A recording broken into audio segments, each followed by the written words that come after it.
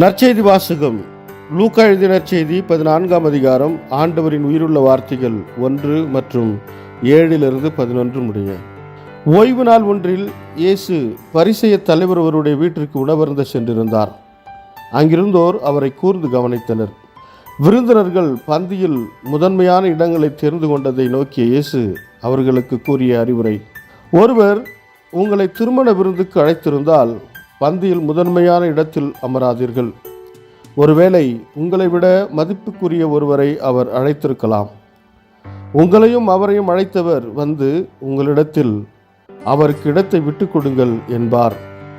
அப்பொழுது நீங்கள் வெட்கத்தோடு கடைசி இடத்திற்கு போக வேண்டியிருக்கும்.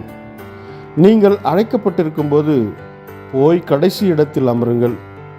அப்பொழுது உங்களை அழைத்தவர் வந்து உங்களிடம், நண்பரே, முதலிடத்திற்கு வாரும் என சொல்லும் பொழுது உங்களுடன் பந்தியில் அமர்ந்திருப்பவர்கள் யாவருக்கும் முன்பாக நீங்கள் பெருமை அடைவீர்கள்.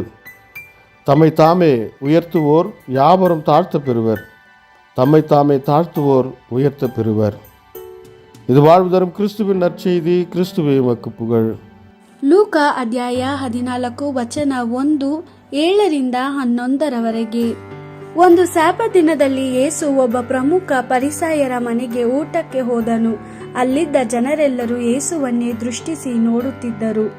ಅತಿಥಿಗಳಾಗಿ ಬಂದಿದ್ದ ಕೆಲವರು ಊಟಕ್ಕೆ ಕುಳಿತುಕೊಳ್ಳಲು ಉತ್ತಮವಾದ ಸ್ಥಳಗಳನ್ನು ಆರಿಸಿಕೊಳ್ಳುತ್ತಿರುವುದನ್ನು ಕಂಡ ಯೇಸು ಈ ಸಾಮ್ಯವನ್ನು ಹೇಳಿದನು: ಒಬ್ಬನು ನಿನ್ನನ್ನು ಮದುವೆಗೆ ಆಮಂತ್ರಿಸಿದರೆ ಉನ್ನತವಾದ ಆಸನದಲ್ಲಿ ಕುಳಿತುಕೊಳ್ಳಬೇಡ. ಅವನು ನಿನಗಿಂತಲೂ ಪ್ರಮುಖನಾದವನನ್ನು ಆಮಂತ್ರಿಸಿದಿರಬಹುದು. ನೀನು ಉನ್ನತವಾದ ಸ್ಥಳದಲ್ಲಿ ಕುಳಿತುಕೊಂಡಿದ್ದರೆ ನಿನಗೆ ಆಮಂತ್ರಣ ನೀಡಿರುವವನು ಬಂದು ಈ ಸ್ಥಳವನ್ನು ಇವನಿಗೆ ಬಿಟ್ಟುಕೊಡು ಎಂದು ನಿನಗೆ ಹೇಳಬಹುದು. ಆಗ ನೀನು ನಾಚಿಕೆಯಿಂದ ಕೊನೆಯ ಸ್ಥಳದಲ್ಲಿ ಕುಳಿತುಕೊಳ್ಳಬೇಕಾಗುವುದು. ಆದ್ದರಿಂದ ಒಬ್ಬನು ನಿನ್ನನ್ನು ಆಮಂತ್ರಿಸುವಾಗ ಕೊನೆಯ ಸ್ಥಳದಲ್ಲಿ ಹೋಗಿ ಕುಳಿತುಕೋ.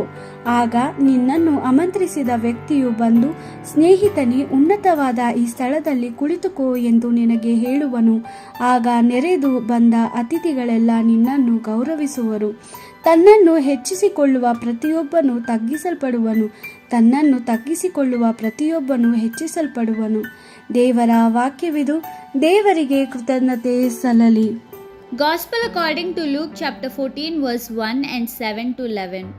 One Sabbath, Jesus had gone for a meal in the house of a leading Pharisee, and he was carefully watched. Jesus then told a parable to the guests, for he had noticed how they tried to take the places of honor.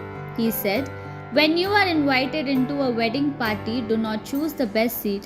It may happen that someone more important than you has been invited, and your host who invited both of you will come and say to you, 'Please give him your place.'